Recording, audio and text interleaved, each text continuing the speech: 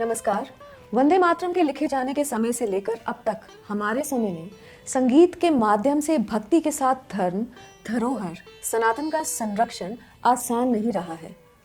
कई तरह के एजेंडा कला के प्रवाह को घेरे रहे हैं, जिनके पीछे वो लोग हैं जो भक्ति के हर एस्पेक्ट को काटने छाटने में लगे रहते हैं। जिन कलाकारों में साहस होता है वो इनका सामना करते हैं, जैसे कर्नाटक संगीत की विदुषी बहनें रंजनी जी और गायत्री जी। शास्त्रीय संगीत और उसमें भी कर्नाटक संगीत आम जनता के लिए सुलभ ना माने जाने वाला क्षेत्र है। वर्ल्ड रिनाउंड विदुषी सिस्टर्स रंजनी जी और गायत्री जी, दो बहनों की प्रतिभाशाली जोड़ी, वर्षों से विद्वानों और ज्ञानियों की धरोहर को देश विदेश में श्रोताओं तक पहुंचा रही है। संस्कृति का संरक्षण भक्ति के साथ कर रही है और धरोहर के रिक्लेमेशन को कैसे कला में एक्सप्रेस करना है वह सिखा रही है। हाल ही में वंदे मातरम के 150 वर्षों के उत्सव में उन्होंने जो पंक्तियां और शब्द श्री बंकिम चंद्र चैटर्जी की ओरिजिनल कॉम्पोजिशन से काटे गए थे, उन्हें भावपूर्ण प्रस्तुति में रिस्पॉन्ड किया। उनके साथ मेरे इस डिस्कशन में आपको शब्द ही नहीं, भारतीय सिविलाइजेशन के स्वर और गूंज सुनाई देंगी। नमस्कार Ranjani ji and namaskar Gayatri ji. I am so glad the two of you have joined us here at the pamphlet and Vande Matram has brought us together. Without delaying, let me just start by taking up promptly the deleted lines of Vande Matram.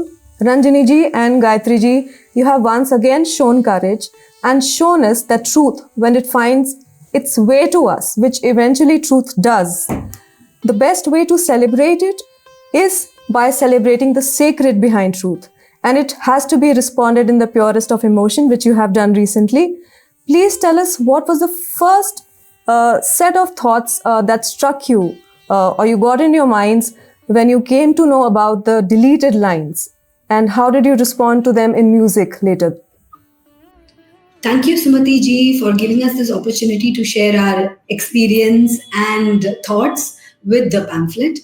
It's indeed wonderful to be here talking to you, and through you, sharing our experiences and thoughts. जी, When we first, Vande Matram has always been that song that we all sang in school as children, and in Right. all little national, Independence Day functions, we were always singing along with two or three others, and we always sang the sanitized version, I say, but I never knew it at that time, and it is very sad. I felt a great sense of betrayal when I came to know that the song is so much bigger and it is so much more reflective of the pluralism, of the richness, of the spiritual core of what it means to be a Bharatiya. And when poets like Bankim ji write about India, not as in a Western construct, but as in having lived and truly lived a life of this culture, this land, and he has expressed that in eloquent poetry. Why would that be cut out from our awareness, from the consciousness? And that was the first question that came to mind, that why were we denied this song? And we immediately went back, and when we read the song and when we sang the song, it gave us a sense of context. Though a lot of all of our music essentially is that beautiful connect that brings together spiritual connect, cosmic consciousness, and the sense of India. When you see a song like this, recognizing it, putting it to context, and being that expression of the country's voice, it fills you with a tremendous sense of who you are. And that is the feeling that we had when we sang this. And immediately we felt that we had to share this verse with our friends, with all of those fans, Rasikas, and fellow Indians. And that is what prompted us to immediately sit down, sing it, and share it with the world. Vande mataram, Vande mataram,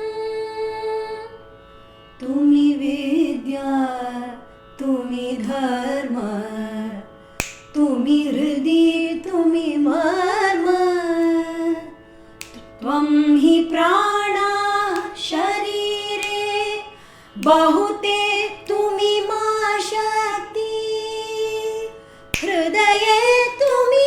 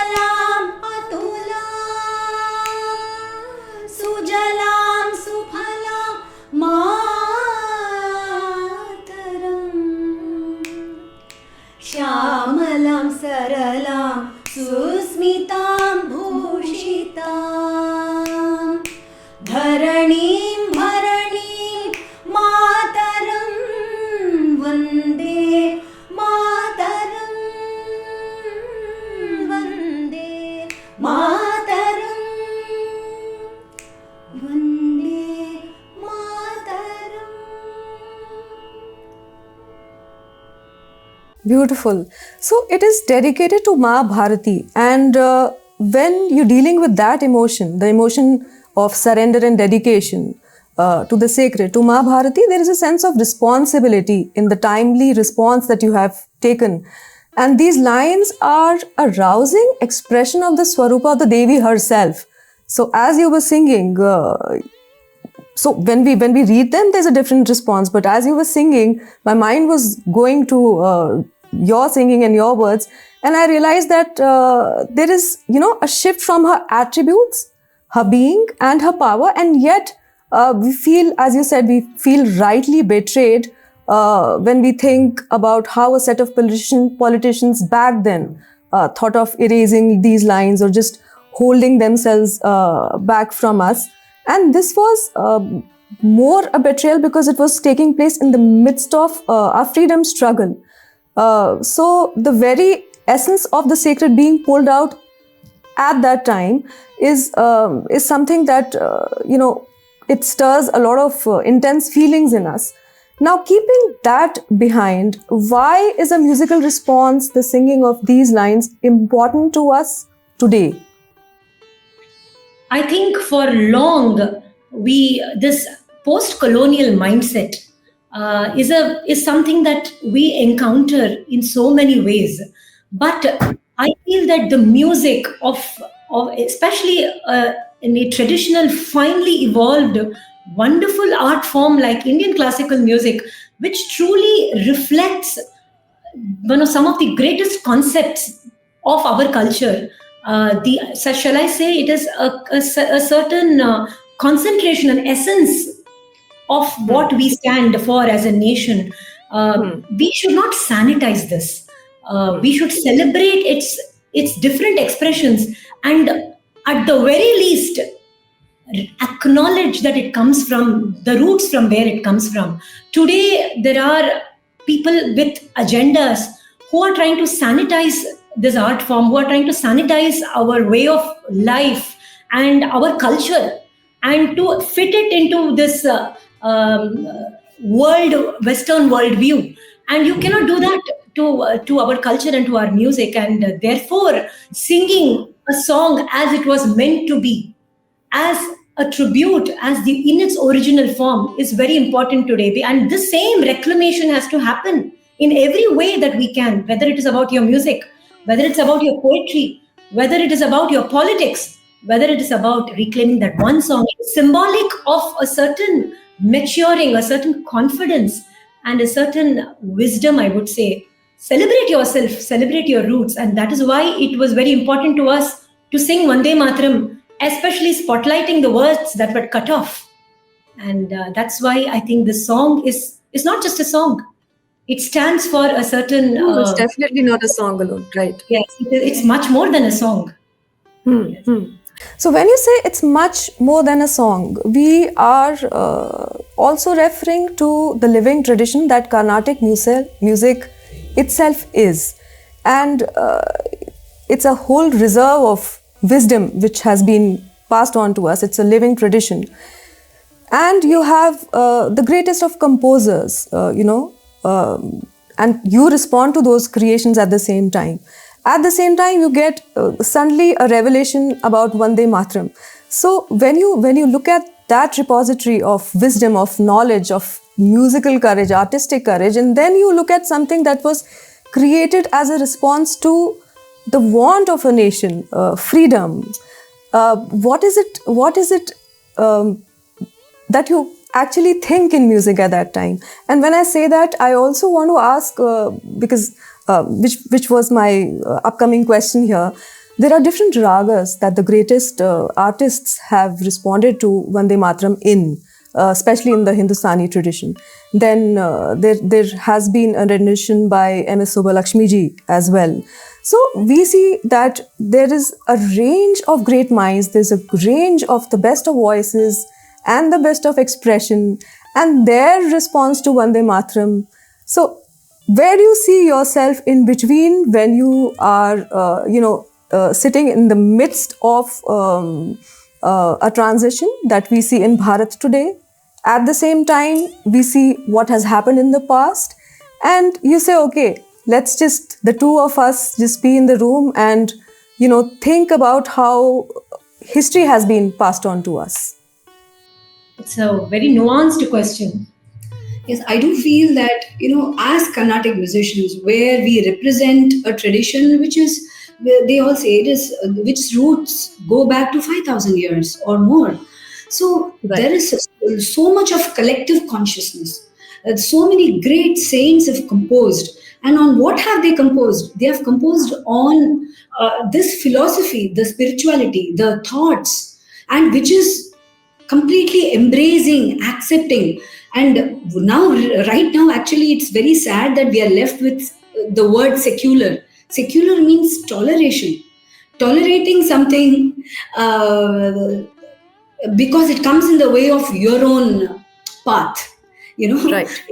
But this is much more. We have accepted, at that time Bharatiya has sung Muppad Mukkodi Devatas. So at that time perhaps there were 33 crore people living in this land. So he's saying each one unto their own path. And Bharat is a sum total of all these and more. But unfortunately now we have to defend our position against somebody who says that I will tolerate. So you had asked also about how do I now view my compositional heritage? Right. When there is a spotlight on a certain song and what it stands for all of us. So very beautiful question, because many of the compositions have actually laid out these things in different expressions, in different words, in different languages. So when we sing Sangeeta Jnanamu Bhakti Vina, this is what Tyagaraja sang. Sangeeta Jnanamu Bhakti Vina. He says there is no Sangeeta without Bhakti. Without Bhakti. What is Bhakti? It's not one way of Bhakti. We talk of Navavida Bhakti. For us, ways to reach the divine are infinite and each path is equal. It's beautiful. And we celebrate all of them. We accept all of them. And so we learned these songs as children. We still sing them in concerts. When we sing Pagayvana Karulvai Nanenje is a beautiful poem of Bharatiyar, who says that respect your enemy as part of your own consciousness. I mean, imagine that. Tinnavarum puli tannayam anbodu chindayir potriduvar. If there is somebody who comes to eat you and destroy you, accept him as part of yourself. That is the kind of culture, and we have sung these songs. There was a certain taking for granted. We never really looked too closely into these songs and its words and what it stands for. But now, over the past 5 to 10 years, there has been an awakening of our consciousness. As a nation, we question, we do not take for granted anymore. And there is a certain awakening that has happened, I think, over the past 10, 11 years. And I think it's a welcome change. So musicians like us, when we go back to our compositions and we sing them again, it is with a renewed sense of pride in our heritage, a pride that has no ego in it, a pride that cherishes our roots while always embracing something that is different from ours. And there's a sense of renewed motivation, inspiration, connection, I feel. And that is something that is why when I sing Vande Matram and when I sing a Carnatic, we sang a concert yesterday. We included 7 languages in that concert. And the intention is to celebrate, to cherish, to be grateful for the diversity that our country has. And I think where we are, I think this song, like I said, it is more than a song. It makes you take a harder look at a more intimate look and a more loving, grateful look at what you have inherited.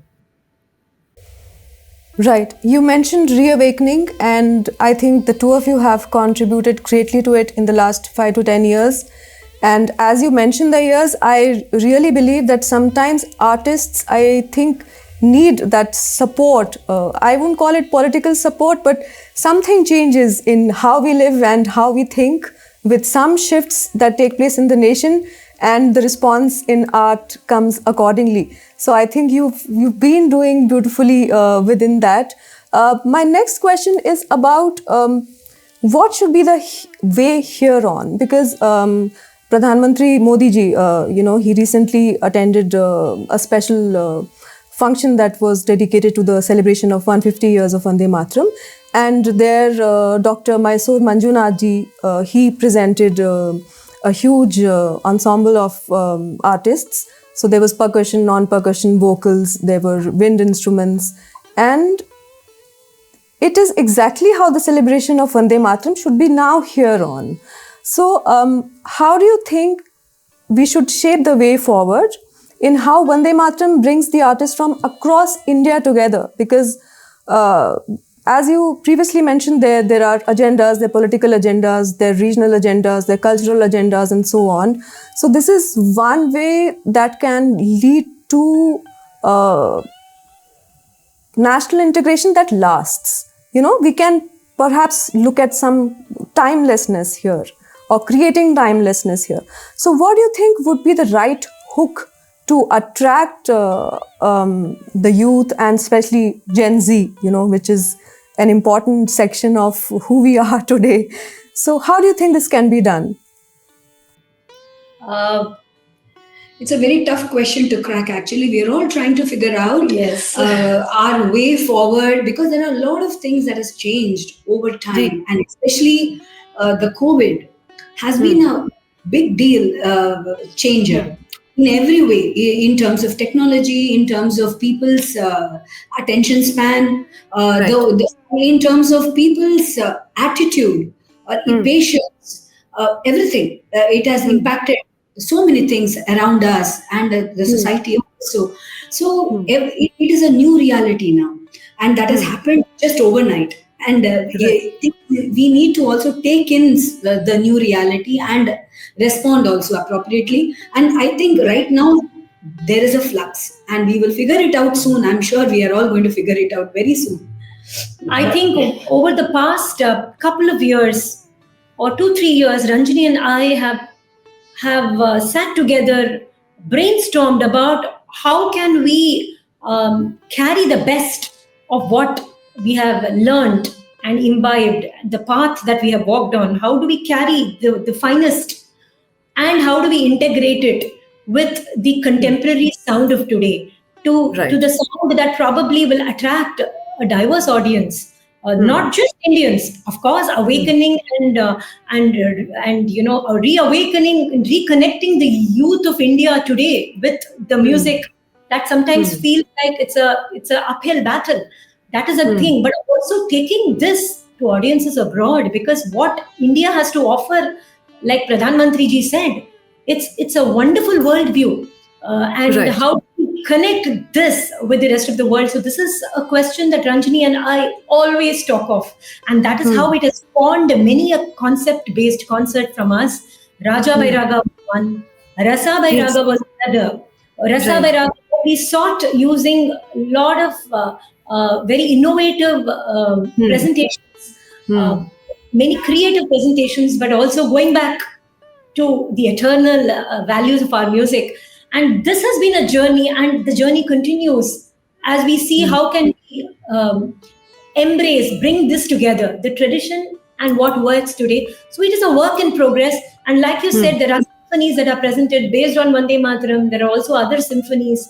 There are wonderful collaborations. There have been great works by great masters, starting from, I would say, the mid-1900s to now.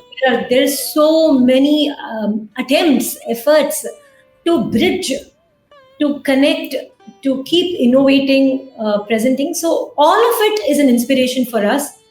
We absorb, we observe, and then we also try to contribute. And we hope that we can succeed in carrying this mantle that we have inherited to a lot more others, and that there will be a little more rasikas, that we say, or music lovers for this art form than there were maybe when we started off. That's the hope. I don't want to let you go without coming back to the question of ragas again. So the selfish reason is that I feel that Vande Matram is a wonderful vehicle for the ragas. And the great artists have, tried it in the past. At the same time, we also see that the most natural response that comes out is in Rag Desh.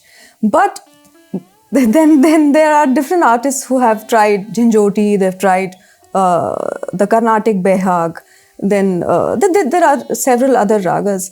So, what do you think about ragas being assimilated into Vande Matram for, say, a mass celebration across India? As we move, the ragas change, and as seasons change, which happens in the Hindustani tradition, of course. So we shift to ragas with seasons and so on, as you would know. So how do you think we can celebrate it more and more by fusing in a celebration of ragas at the same time? It sounds somewhat very exciting to me, because as artists travel, I think they get more and more opportunity to give it a new imagination. So it's a reimagination of the same, let's not call it song, but this wonderful rendition in different ragas. So perhaps you could name. Yeah, Sumati ji, actually that's a wonderful thought. I didn't think of this before, that we can, present Vande Mataram in different ragas with local connect. Say in the interiors of Tamil Nadu, you can sing it with the folk music or raga of that particular geography. And like that, we can be like, oh, that's a wonderful thought. There has always been this, I think, there was also, I remember as a child listening to Vande Mataram, Vande Mataram. I have heard this as a child. And so there is also this school of thought that you should not touch Vande Mataram. You cannot play around with it with music. So there are different perspectives. And I think that when musicians truly connect with the spirit of the song, and they also want to give it their own creative or heartfelt touches or expressions, interpretations, nobody can stop an artist from expressing themselves. Correct. Yeah. So that's how it is. So we sang the Desh version because I felt that was the easiest way for people to internalize, because you have the familiar tune, the familiar raga des, and then you also have an unfamiliar verses, which is kind of sad, because it should have been the central song, the central verses on which we should have all already known. But since it wasn't, we felt that the best way to throw the spotlight on it was to go with a familiar tune, and that's why we chose to render it in raga des. But like I said, we have been a country which has always celebrated individual expression. We have made that room for that. We've always celebrated that freedom. And therefore, it's so beautiful to see how Vande Mataram creates these different responses, resonances from people, from folk to classical and everything in between. And for me, everything is a gift.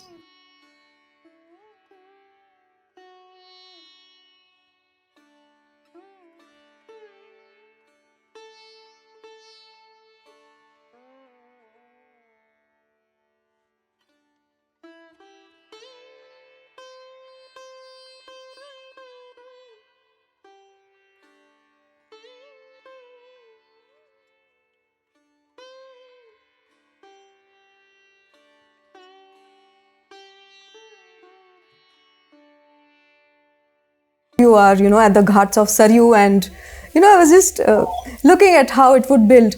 So we are moving towards the completion of Ram Mandir soon. How do you think about celebration of the completion of the building of Ram Mandir?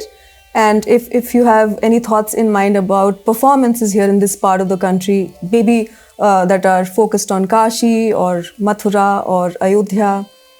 So I thought I'd, tag this question along.